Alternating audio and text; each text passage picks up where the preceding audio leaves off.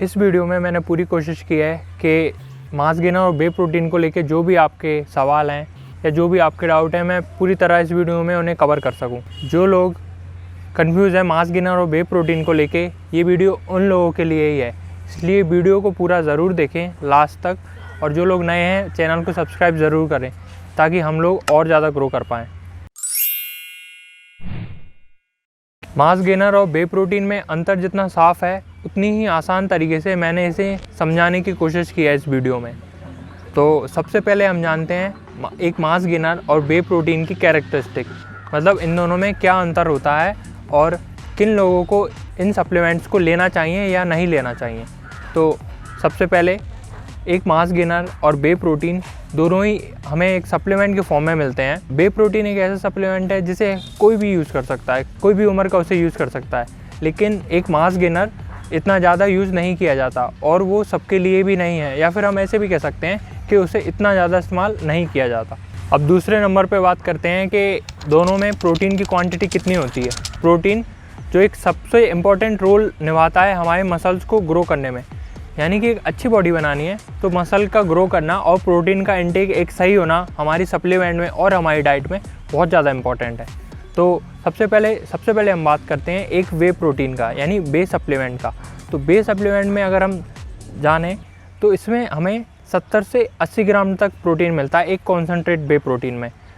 Example, एक scoop है जिसमें 100 ग्राम वे प्रोटीन लिया है आपने, और उस 100 ग्राम में आपको लगभग 70 से 80 ग्राम वे प्रोटीन मिलेगा, जो कि एक बहुत अच्छा सोर्स है प्रोटीन का कंज्यूम करने के लिए। और दूसरी तरफ हम देखें कि एक स्कूप हमारे पास मास गेनर है, तो एक 100 ग्राम के मास गेनर के स्कूप में आपको ज़्यादा से ज़्यादा 20 से 27 ग्राम प्रोटीन मिलता है, जो कि बहुत सही नहीं, एक सही से मसल ग्रो करने के लिए एक प्रोटीन सोर्स बिल्कुल भी सही नहीं है वो, और जो कि हम और चीज़ों में भी उसे ले सकते हैं मास गेनर ना लेने की बजाय। अब हम अगले पॉइंट की बात करते हैं, how way protein and mass gainer make. सबसे पहले मैं वे प्रोटीन की बात करता हूँ। वे प्रोटीन जब बनता है तो उसमें सिर्फ दूध का इस्तेमाल किया जाता है। दूध को एक प्रोसेस के द्वारा गुजारा जाता है, उसका एसिडिक नेचर को चेंज करके दो चीज़ों को निकाला जाता है, एक होता है केसीन और दूसरा होता है वे। उसके बाद उसे कुछ और प्रोसेस के द्वारा गुजारा जाता है जिसका नाम होता है फिल्ट्राइजेशन मेथड। फिल्ट्राइजेशन मेथड के द्वारा हम दो मेथड और इस पे अप्लाई करते हैं, उसके बाद हमें अपना वे प्रोटीन मिलता है। उन दो मेथड का नाम है क्रॉस फिल्ट्रेशन मेथड और अल्ट्रा फिल्ट्रेशन मेथड, जिसे हम वे प्रोटीन और वे आइसोलेट कहते हैं। ये दोनों ही हमें इस प्रोसेस के द्वारा ही मिलते हैं, और हाई क्वालिटी वे प्रोटीन के लिए और ज़्यादा प्रोसेस की जाती है, जो कि जिनकी प्राइस और ज़्यादा महंगी होती है। अब बात करते हैं कि एक मास गेनर कैसे बनता है। मास गेनर में सबसे पहले एक इतनी ज़्यादा प्रोसेस नहीं करी जाती, उसे इतना ज़्यादा प्रोसेस के द्वारा नहीं गुजारा जाता, इसलिए ही उसे इतना ज़्यादा प्योर नहीं माना जाता जितना हम वे प्रोटीन को कहते हैं। और वे प्रोटीन को एक सबसे सेफ़ सप्लीमेंट भी माना गया है as compare to mass gainer. अब मास गेनर को किस तरह से बनाया जाता है। मास गेनर को सबसे पहले बनाते वक्त उसमें वे प्रोटीन लिया जाता है, जो कि जिसकी प्रोसेस मैंने पहले ही बताया गया है। तो उसमें लगभग 25% के करीबन वे प्रोटीन का इस्तेमाल करते हैं और कार्ब्स के सोर्स डाले जाते हैं। ऐसे बहुत से रिपोर्ट्स में हमें पता चला है कि एक मास गेनर में, क्योंकि वो एक हाई कार्ब्स सप्लीमेंट है, तो उसमें माल्टोट्रैक्सटिन और कॉर्न सिरप का इस्तेमाल किया जाता है, जिसको अगर हम ज़्यादा इंटेक करते हैं तो वो हमारी बॉडी के लिए बिल्कुल भी सही नहीं है। इसीलिए उसका ज़्यादा कंज्यूमशन करना भी, मतलब उस पर डिपेंड रहना सही नहीं है। अब अगले पॉइंट की बात आती है हमारी एक्सपेक्टेशन।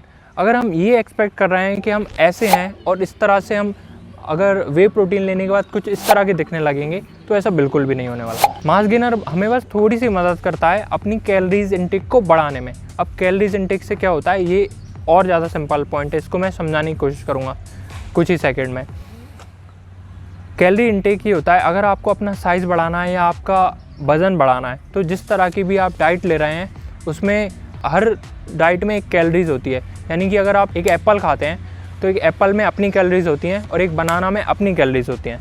तो इस हिसाब से अपन अपनी कैलोरीज को बढ़ाते हैं। कितनी सेफ़ और कितनी क्लीन वो कैलोरीज होती हैं उस पर डिपेंड करता है कि आपकी बॉडी किस तरह से चेंज करेगी।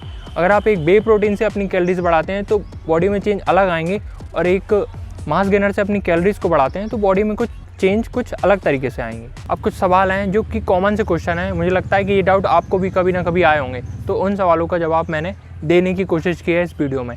पहला क्वेश्चन है, अगर आप एक स्किनी पर्सन हैं और आप सोचते हैं कि वेट गेनर लेने से आपके वेट में अंतर आएगा, तो इसका जवाब है हाँ, बिल्कुल डेफिनेटली। अगर आप में कम वेट है और आप अपने वेट को थोड़ा बढ़ाना चाहते हैं तो एक मास गेनर आपको उसमें ज़रूर मदद करेगा, लेकिन उतनी नहीं जितना ज़्यादा आप एक्सपेक्ट करके चल रहे हैं। ये बस थोड़ी सी मदद करेगा हमारे वेट को पुट ऑन करने में, क्योंकि कुछ और extra calories like 600 to 800 extra calories हमारी डाइट में ऐड हो चुकी होंगी, इसलिए ये हमें थोड़ी सी मदद देगा। लेकिन अगर आप एकदम से मास गेनर को अपने को बंद कर देंगे तो वापस से बॉडी उस हिसाब से आ जाएगी, क्योंकि आप अपनी कैलोरीज़ को वापस कम कर चुके होंगे। दूसरा क्वेश्चन है, अगर आप एक बिगनर हैं और ये सोचते हैं कि वेट गेनर लेने से आपकी बॉडी बन जाएगी, और इसी के साथ एक और क्वेश्चन कि वेट गेनर आपको लेना चाहिए या नहीं लेना चाहिए, तो इसका जवाब है बिल्कुल भी नहीं। अगर हम बात करें कि वेट गेनर लेने से बॉडी बन जाएगी, तो वेट गेनर एक ऐसा सप्लीमेंट बिल्कुल भी नहीं है जो आपको इस तरह की बॉडी देगा। वेट गेनर इसमें मदद नहीं करता, बस हमें थोड़ा सा कैलोरीज़ को प्लस करने में अपनी बॉडी में, जब हम अच्छे से खाने पे ध्यान नहीं दे पाते, उसमें मदद करता है, ना कि एक सही तरह से मसल बिल्ड कराने में। और दूसरा जवाब, अगर आप एक बिगिनर हैं और आपको मास गेनर लेना चाहिए या नहीं लेना चाहिए, तो आपको मेरी तरफ से ये जवाब है कि आपको नहीं लेना चाहिए, क्योंकि एक बिगिनर के लिए बहुत सारी चीज़ें पहले से ही प्लस पॉइंट में होती हैं, क्योंकि वो एक न्यू भी होता है, और जब वो एक जिम ज्वाइन करता है तो मसल बहुत अच्छी तरह से रिस्पॉन्स करते हैं, और जब वो थोड़ा और ज़्यादा खाना शुरू करता है तो बॉडी में पहले से ही इतने चेंजेस आ रहे होते हैं, तो उसे कोई भी ज़रूरत नहीं है एक मास गेनर लेने के लिए।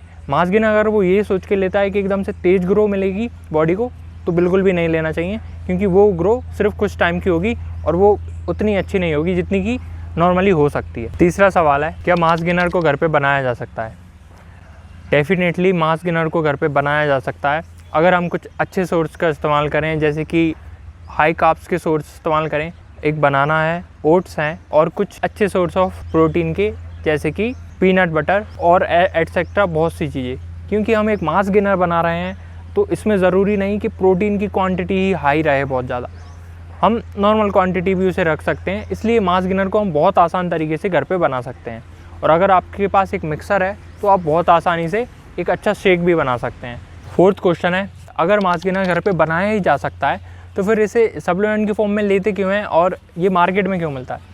बात एकदम सही है कि जब ये घर पे बनाया ही जा सकता है तो हम इसे ख़रीदते क्यों हैं? इसमें दो रीज़न है। एक तो वो बंदा जो बहुत टाइम से मेहनत कर रहा है और सोच रहा है कि अब बॉडी उतनी ग्रो नहीं हो पा रही मेरी, और मुझे एक्स्ट्रा कैलोरीज़ की ज़रूरत है, और पहले से ही उसकी कैलोरीज़ का इंटेक बहुत ज़्यादा है और वो एक सही सोर्स और ज़्यादा सही सोर्स नहीं ढूंढ पा रहा, तो उसके लिए एक मास गेनर सही रहता है उस स्टेज पे। क्योंकि मास गेनर कुछ और कैलोरीज़ को ऐड करने में हमारी मदद करता है, और दूसरी तरफ वो लोग जो बहुत स्किनी हैं और एक एक्टोमॉर्फ है और बहुत टाइम से जिम कर रहे हैं, फिर भी बॉडी में सही चेंजेस नहीं आ पा रहे, क्योंकि उनको खाने में इतनी ज़्यादा कैलोरीज़ वो ऐड नहीं कर पाते, क्योंकि उनकी बॉडी ही इस तरह से है वो ज़्यादा खा नहीं सकते। तो उस टाइप की कैटेगरी में हमें मास गेनर मदद करता है, लेकिन मास गेनर हमें बस थोड़ी सी ही मदद करता है। एक्सपेक्टेशन ज़्यादा नहीं रखनी चाहिए, थोड़ी सी कैलोरीज़ ऐड करने में ये हमारी मदद करेगा और उससे ज़्यादा कुछ भी नहीं। तो इसी तरह से ये वीडियो अगर आपको पसंद आई हो और ये वर्थ इट हो, थोड़ा भी कुछ सीखने मिला हो इस वीडियो से, तो आप इस वीडियो को लाइक ज़रूर करें और अपने दोस्त, किसी भी ऐसे दोस्त को शेयर करें जिसे इसकी ज़रूरत हो। मिलते हैं अगली वीडियो में।